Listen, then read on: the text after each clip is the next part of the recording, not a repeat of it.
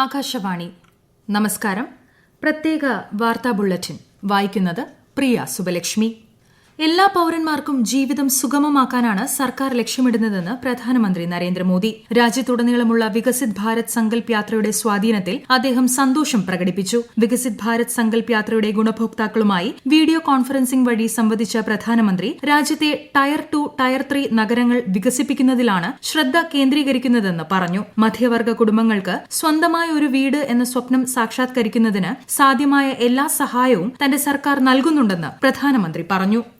വികസിത് ഭാരത് സങ്കൽപ് യാത്രയുടെ ഭാഗമായി കോഴിക്കോട് മാവൂരിലെ കർഷകനായ ധർമ്മരാജൻ കായേരിയുമായി പ്രധാനമന്ത്രി നരേന്ദ്രമോദി സംവദിച്ചു. വിദൂര സംവിധാനം വഴി നടന്ന സംവാദത്തിൽ ധർമ്മരാജൻ ഏത് വിധത്തിലാണ് കേന്ദ്ര വികസന ക്ഷേമ പദ്ധതികളുടെ നേട്ടം അനുഭവിക്കുന്നതെന്ന് പ്രധാനമന്ത്രി ചോദിച്ചു മനസ്സിലാക്കി. PM Kisan Yojana, Kisan credit card, Sukanya Samriddhi Yojana, Jeevan Jyoti Bhima Yojana, സുരക്ഷാ ഭീമ യോജന തുടങ്ങിയ പദ്ധതികൾ തനിക്ക് സഹായകമായതിനെക്കുറിച്ച് ധർമ്മരാജൻ വിശദീകരിച്ചു.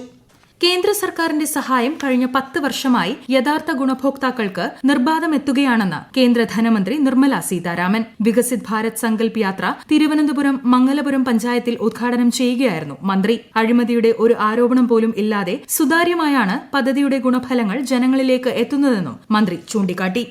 കേന്ദ്ര സർക്കാരിന്റെ വികസന ക്ഷേമ പദ്ധതികൾ ജനങ്ങളിൽ എത്തിക്കുന്നതിനായി സംഘടിപ്പിച്ചുവരുന്ന വികസിത് ഭാരത് സങ്കൽപ് യാത്ര വിവിധ ജില്ലകളിൽ പര്യടനം തുടരുന്നു. കണ്ണൂർ പാപ്പിനിശ്ശേരി പഞ്ചായത്തിൽ നടന്ന പരിപാടിയിൽ കേന്ദ്ര പദ്ധതികളുടെ ഗുണഭോക്താക്കൾ അവരുടെ അനുഭവങ്ങൾ പങ്കുവച്ചു. കോട്ടയം ജില്ലയിൽ സങ്കൽപ് യാത്ര ഇന്ന് രാവിലെ തീക്കോയി പഞ്ചായത്തിൽ നിന്നും ആരംഭിച്ചു. വൈകിട്ട് തലനാട് പഞ്ചായത്തിലും പര്യടനം നടന്നു. വയനാട് നെന്മേനി പഞ്ചായത്തിൽ നടന്ന പരിപാടിയിൽ മികച്ച കർഷകനായ ഡേവിഡ് പൂക്കോടിനെ ചടങ്ങിൽ ആദരിച്ചു. ഇടുക്കിയിലെ അടിമാലി ബ്ലോക്ക് പഞ്ചായത്തിൽ നടന്ന പരിപാടിയിൽ വിവിധ വകുപ്പുകളെ പ്രതിനിധീകരിച്ച് വിദഗ്ധർ പദ്ധതികൾ വിശദീകരിച്ചു.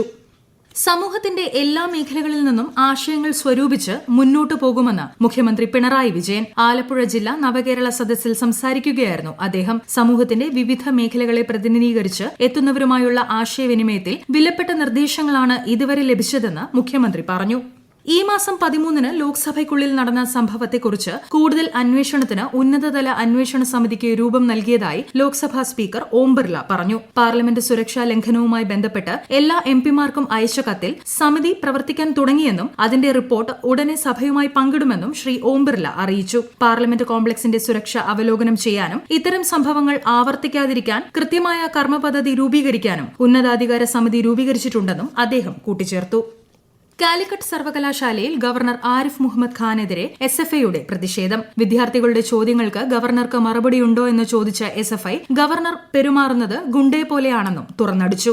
ഗവർണർ ഗസ്റ്റ് ഹൌസിലെത്തുന്ന സാഹചര്യത്തിലാണ് SFI പ്രതിഷേധവുമായി രംഗത്തെത്തിയത്. പ്രതിഷേധത്തെ തുടർന്ന് പോലീസ് SFI പ്രവർത്തകരെ അറസ്റ്റ് ചെയ്ത് നീക്കി. SFIയുടെ ഉപരോധ സമരത്തിനിടയിൽ കനത്ത പോലീസ് സുരക്ഷയോടെ രാത്രി 7 മണിയോടെ കാലിക്കറ്റ് സർവകലാശാല ഗസ്റ്റ് ഹൌസിലെത്തി ക്യാമ്പസിനുള്ളിൽ പ്രവേശിച്ചതിന് പിന്നാലെ മുഖ്യമന്ത്രി പിണറായി വിജയനെയും CPM-നെയും SFIയെയും ഗവർണർ രൂക്ഷമായി വിമർശിച്ചു.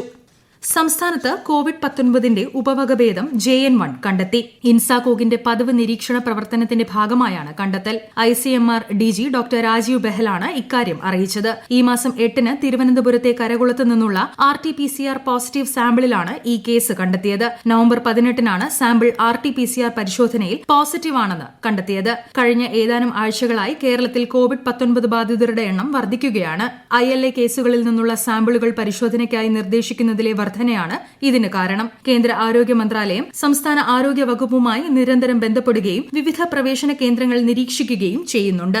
കേന്ദ്ര പൊതുമേഖലാ സ്ഥാപനമായ NTPCയിൽ നിർമ്മാണ ചെലവ് കുറയ്ക്കുന്നതിന് കേന്ദ്രം നടപടി സ്വീകരിക്കുന്നില്ലെന്ന് മന്ത്രി P. രാജീവ്. നാഫ്ത ഉപയോഗിച്ച് ഇവിടെ നിന്ന് വൈദ്യുതി ഉൽപ്പാദിപ്പിക്കുമ്പോൾ ചെലവ് കൂടുതലാണ്. ഇവിടേക്ക് LNG എത്തിക്കാൻ സാധിക്കുകയാണെങ്കിൽ കുറഞ്ഞ ചെലവിൽ വൈദ്യുതി ഉൽപ്പാദിപ്പിക്കാനാകുമെന്നും കേരളത്തിന് വലിയ സഹായമേകാൻ NTPCക്ക് സാധിക്കുമെന്നും മന്ത്രി അഭിപ്രായപ്പെട്ടു.